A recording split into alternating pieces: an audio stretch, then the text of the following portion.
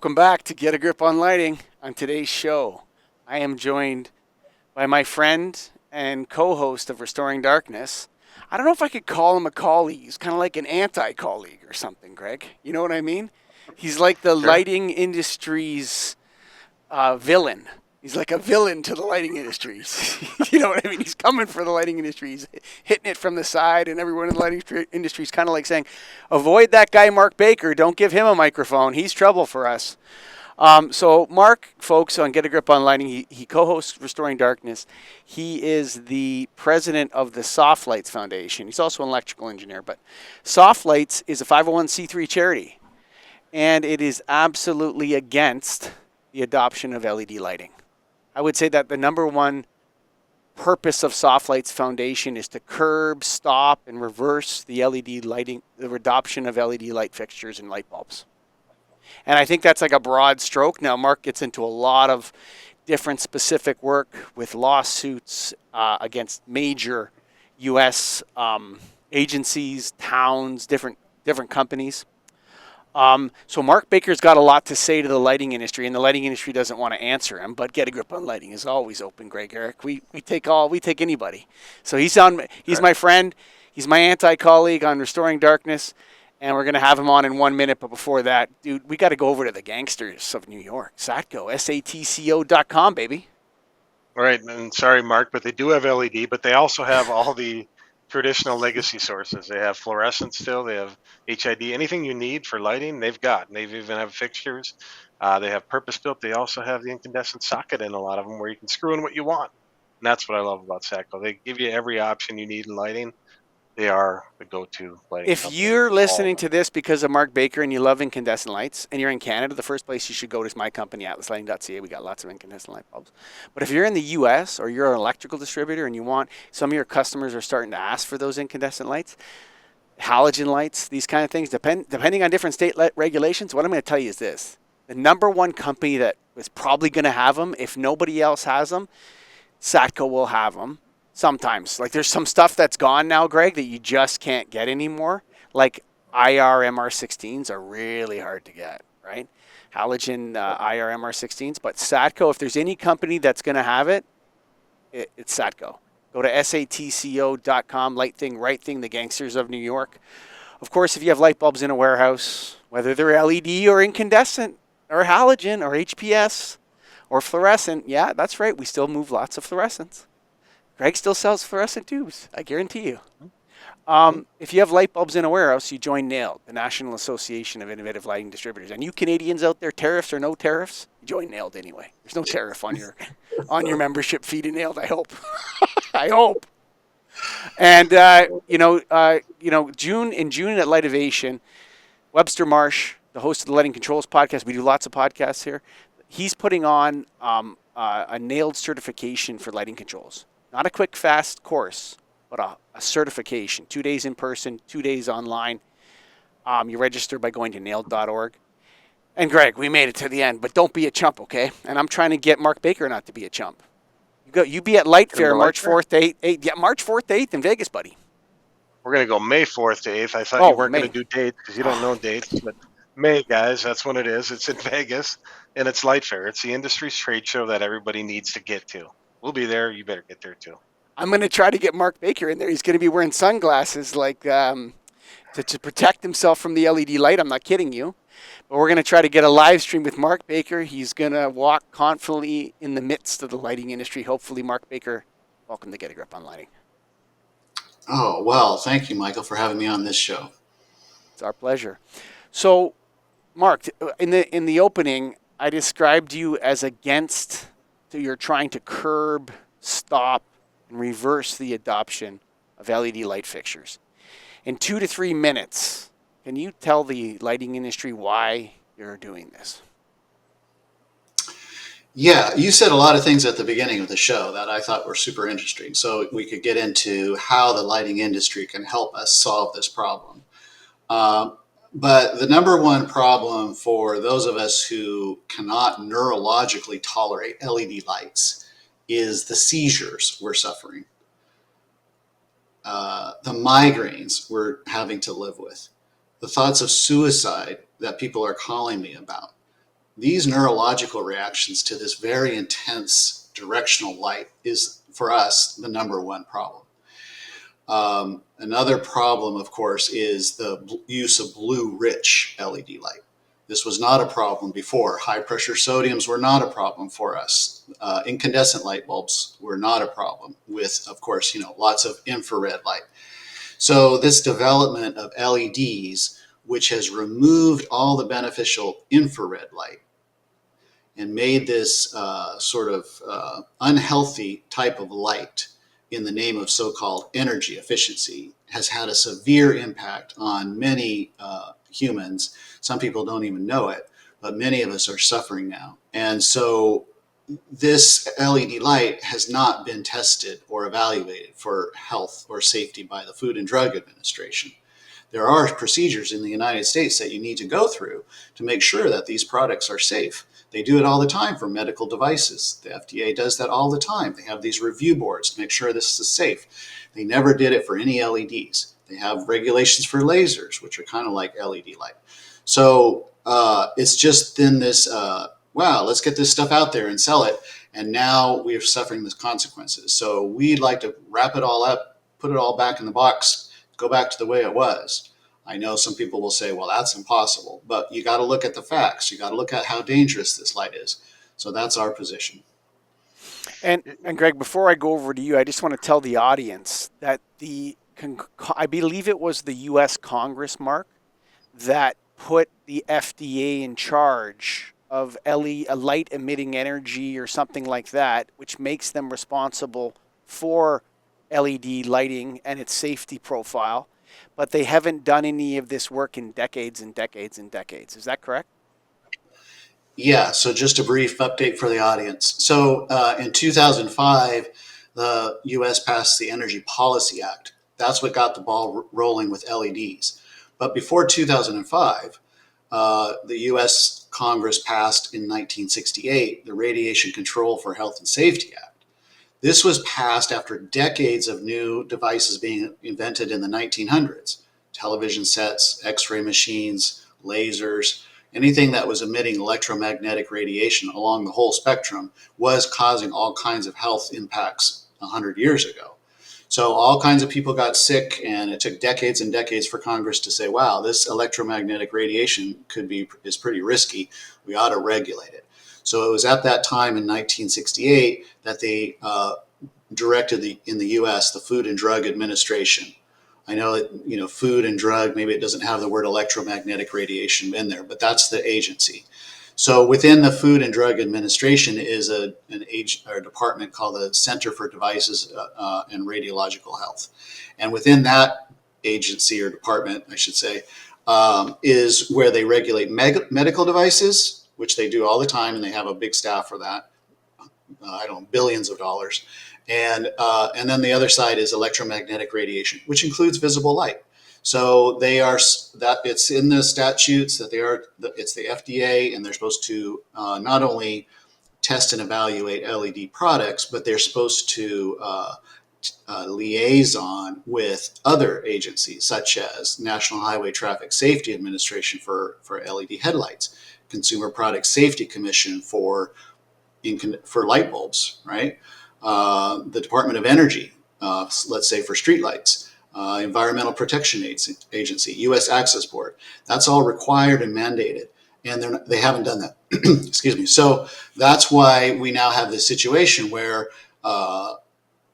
people are suffering these adverse reactions to the LED light because the FDA hasn't done that job. Nothing. They had zero testing, zero regulations for LED products.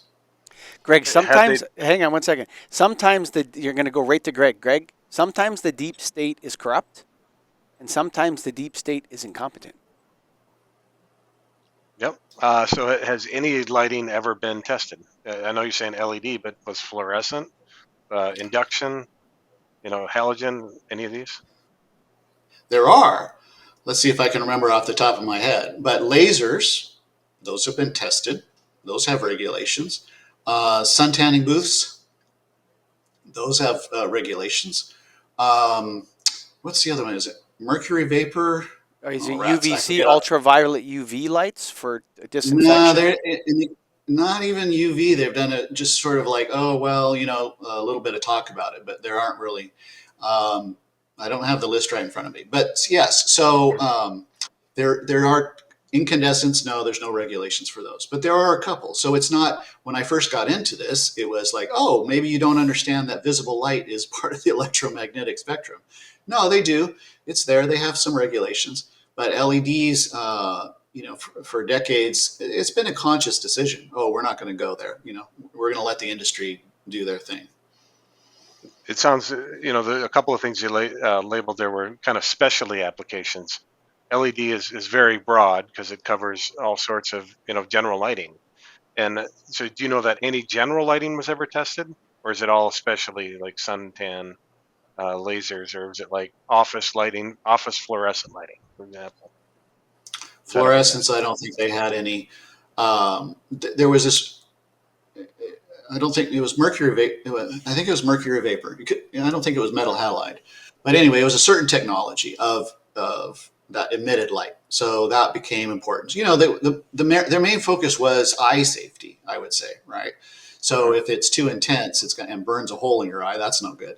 So they do have those regulations. I think that's what happened initially in 1960s is when lasers were invented and LEDs were invented. Both categories of products were invented in the 60s. But lasers caused eye damage right away. The physicists knew right away, oh, wow, this is pretty dangerous. So get some regulations on that. But LEDs emitted such little light, you had to have a magnifying glass to see the light back in the 1960s. Oh, it's harmless. What happened was, when was that? In the 2000s or so, that's when the high powered LEDs were invented, also the blue LED. So that's when the real problem started, when this ability of the physicists to make LED generate such intense, powerful light. That's when the regulations really should have kicked in, and they didn't. Is there any light, the LED light that you've seen that has been acceptable or okay in your opinion? Yeah, so it's of course a spectrum, right? As much as I dislike LEDs, have a couple in my house. Hmm? So that means that it is possible for me to say, oh, well, that's not bad. Um, I have been to a cabin, off-grid cabin. We brought with us, like an 8-watt amber LED light bulb. It worked great.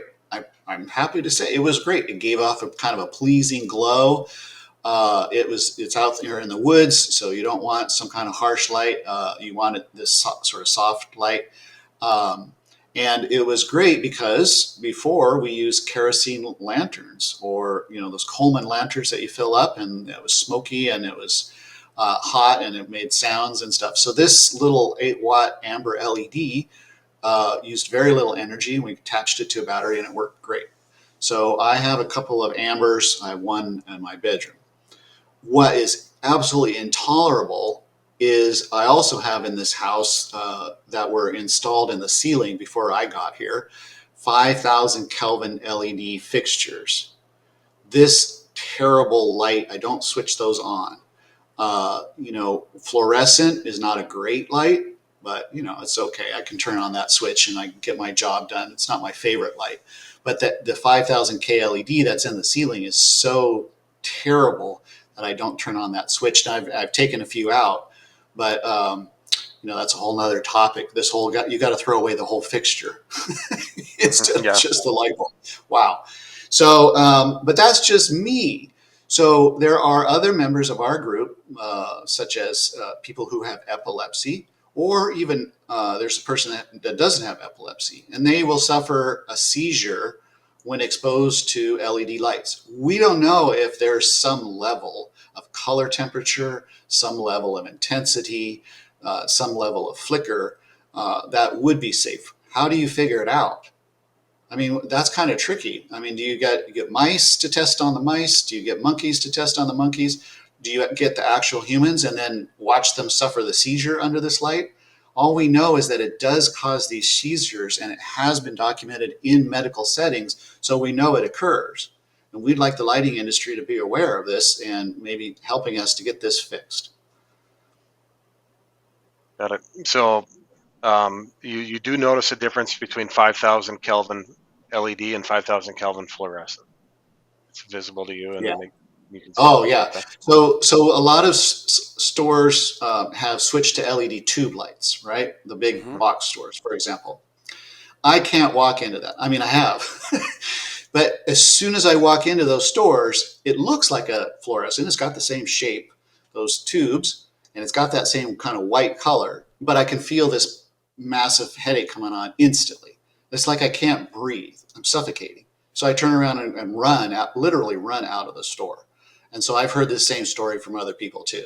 So it's not just that it's sort of a white light. It has something else, and we know that LED light is directional, and we know that it's spatially non-uniform. So, and it could be. It to me that doesn't seem like a flicker issue, but it could be.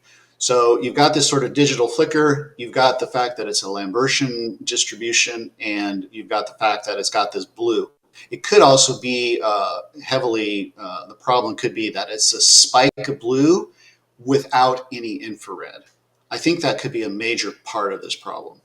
Yeah, I think that there's something to. I've been searching for years to the human's relationship with fire on this show. There's something to do with light mixed with IR that has something to do with this.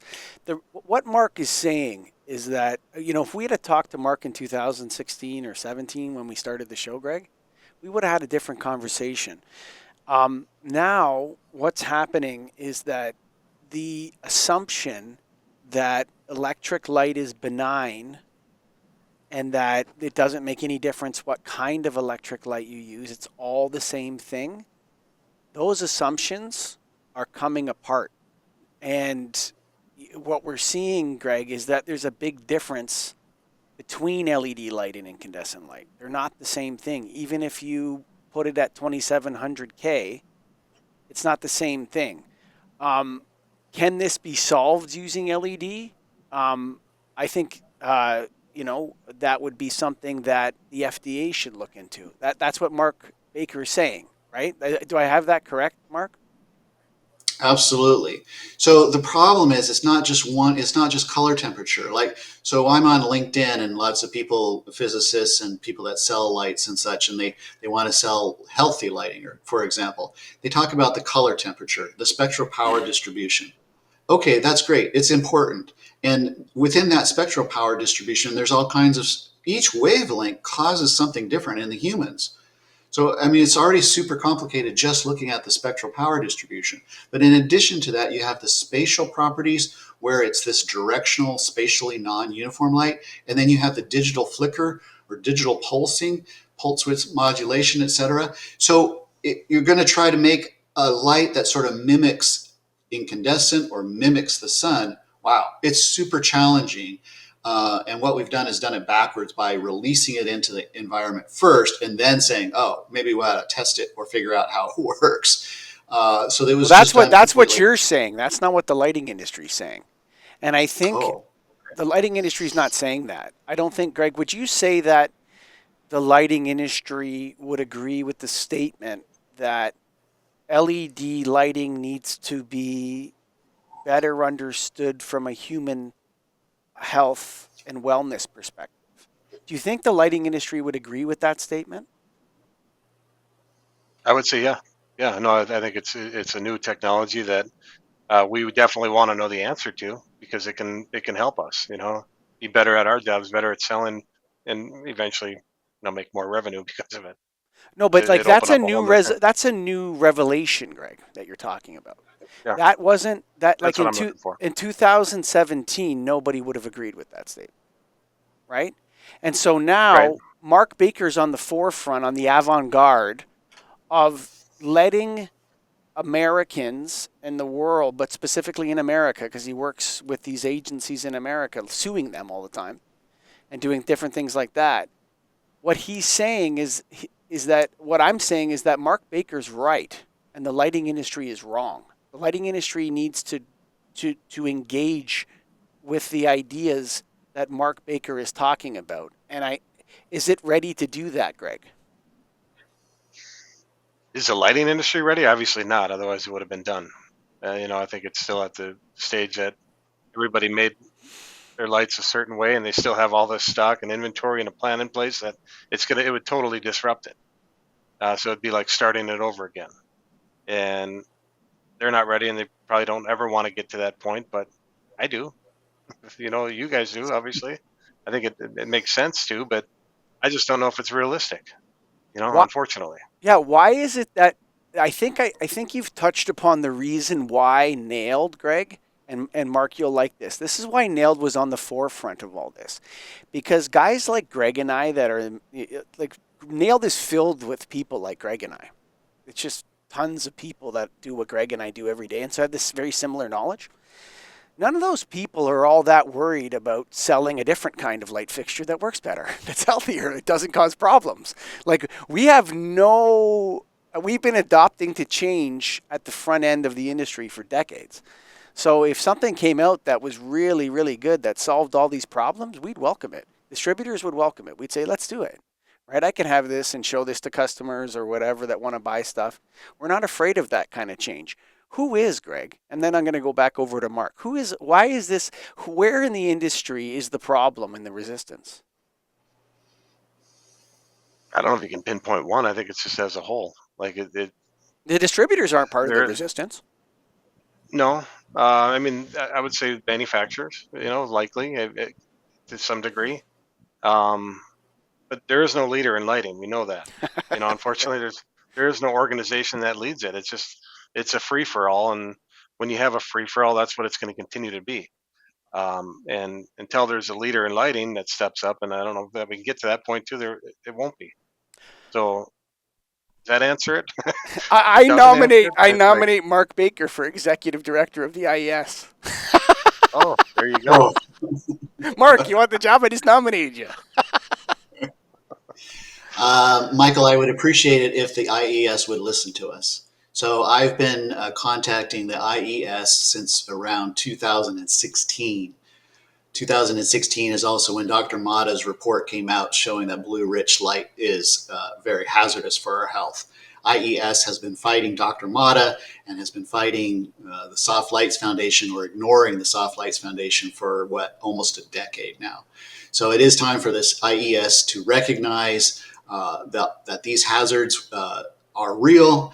The hazards are not going away, and it's time for them, as a large industry group with a large influence, it's time for them to step up and acknowledge these hazards. And let's make more money for the lighting industry and replace all the bad lighting with good lighting, safe lighting.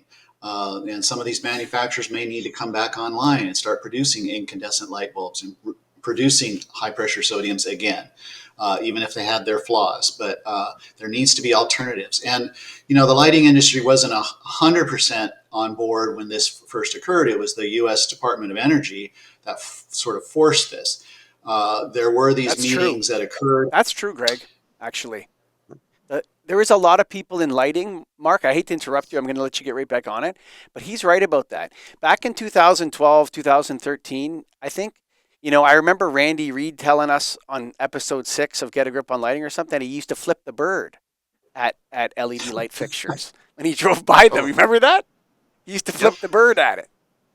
Yeah, Right? sure. That's what he said. Episode 6, I think it's 6 or 5. One of the first ones, you go back to the first 10, we did an episode with Randy Reed. And he came out and said it, that the lighting industry did not want to have this revolution and was resisting it. And that's true of the old General Electric too, Greg. They kind of pushed back on a lot of LED technologies, but now they're gone. They died because of that. And the National Electrical Manufacturers Association fought some sued, I think. In California, there was a lawsuit. But everybody kind of gave up at this point. I still give the bird to the LEDs as I drive by. As much as, yeah. I don't know what happened to Randy Reed, if he's like now, gave up. But so it's time now. We can feel it. Like I do this every day, so I can feel it. There is a lot of the cities, for example, are tired kind of hearing the residents saying, could you put a shield onto this street light? We're sick of having this light flooding our house. I'm tired of having to be blinded by LED headlights everywhere I go. I don't want to have to fight through LED strobe lights on police cars. I mean, it's just this LED stuff is everywhere. So there's now this opportunity to resell everything. And so one of the biggest challenges will be to say, wow, the last 10 years was kind of a screw up, and now we're going to go backwards. People will call it backwards in technology, but it's not. We went backwards with LEDs. It was a far worse technology as far as light for people. It's fine for industrial uses, LEDs, but it's not good. It's not a good light for illuminating spaces. So let's get back to the healthier, better quality light, and you guys, the lighting industry can make money again. We succumbed to the pressure, Greg. We did. We did. Yeah. Yeah, we did. The lighting industry succumbed, and it allowed in all kinds of Johnny-come-latelys and the lighting marauders in. There's all sorts of different institutions in lighting, Greg, that have grown up in agencies that have come into lighting, and the only thing they ever knew about lighting was LED light bulbs are the best, and the lowest energy, the lowest lumens, lowest lumens per watt is the most important thing and the only thing that matters. And they came in and they poured billions of dollars into incentive programs and into marketing and into that, all based on the assumption that there's no difference at all whatsoever between these new laptop light fixtures that we put on things and HPS. The same thing, and the whiter the better. Good, more light the better. And there was no maximum lumens on anything, Greg. Remember when we started the show? Right. When we started Get a Grip on Lighting, we pointed out that there was no maximum lumens. Now they have them. Now they got it. Yeah.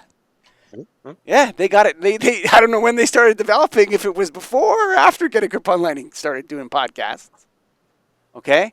But the point is that, the lighting industry got steamrolled by the LED revolution, and it's time to take our destiny back, Greg Eric. And I think people should start listening to Mark Baker a little more. What do you think? I think that's fair. I think you should listen to all perspectives, and he might be on one end of the spectrum of what he believes, but that's important. Just as the other end is, and everybody in between. So yes, Mark, we should listen to you. Thank you. But also, doing what you do. But no, not even. I'm going to go one step further before we give the last word to Mark. And I'm going to say the other thing that the lighting industry needs to do along with listening is recognize that they don't know very much about lighting, and that they have a lot to learn about LED lighting and how it works, and that they may need to say, we made a mistake. This was an error. This caused problems. And that's the kind of leadership the lighting industry needs right now. Mark Baker, any final thoughts for the Get a Grip on Lighting audience? Yeah, Michael, I'll just tag on to what you just said. That leadership is absent. So the Soft Lights Foundation has stepped into that void, trying to get people to listen at the government level, at the industry level. We're certainly hearing on our end the citizen level, which is, can somebody do something to fix this? So we need everybody to get on board. We need the Illuminating Engineering Society to come out, and we're not going to say, oh, see, you were wrong, now you're admitting it. No, we're going to say, thank you for finally acknowledging the problems. Now let's work together to get it solved. We know that NAILED has had little to, it wasn't their choice, and so we appreciate what NAILED is doing to get people this education to understand that this product is a hazardous, dangerous product, and that something needs to be done. So let's get those voices out there. Let's get talking to Congress in the U.S. Let's talk to state officials. Let's get these regulatory bodies involved. You went a little too far there. You went a little too far. Get it. We just need them to say that we need to change. That'll be enough. Oh, okay. Yeah, right. Most people listening to this show, they're at the point of the 5 stages of grief, where the acknowledgement or whatever. That's it. If we can get them to stage 1, that's a huge victory. Right. Okay. I would be happy with stage 1. You're right. Stage 1 is first. Folks, okay. I want you to go down to satco.com, that's satco.com for the gangsters. the gangsters of lighting, Greg. You know what? If anyone's going to have some of these conventional light sources, Greg, I think it's going to be Satco. What do you think? I know it's going to be because I still get them and I still use them. You got fluorescence, you got halogen, you got incandescent, HID. They've got all that. They've got ballast, and they have LED, and they have fixtures, and sockets, and components, and everything you need. So you go to satco.com. Of course, light bulbs in a warehouse. You join Nailed. Go to Lightivation if you want lighting control certification. And we're gonna try to break Mark Baker into Light Fair, May 4th through 8th. I wasn't supposed to say dates. Thank you for listening. Bye for now.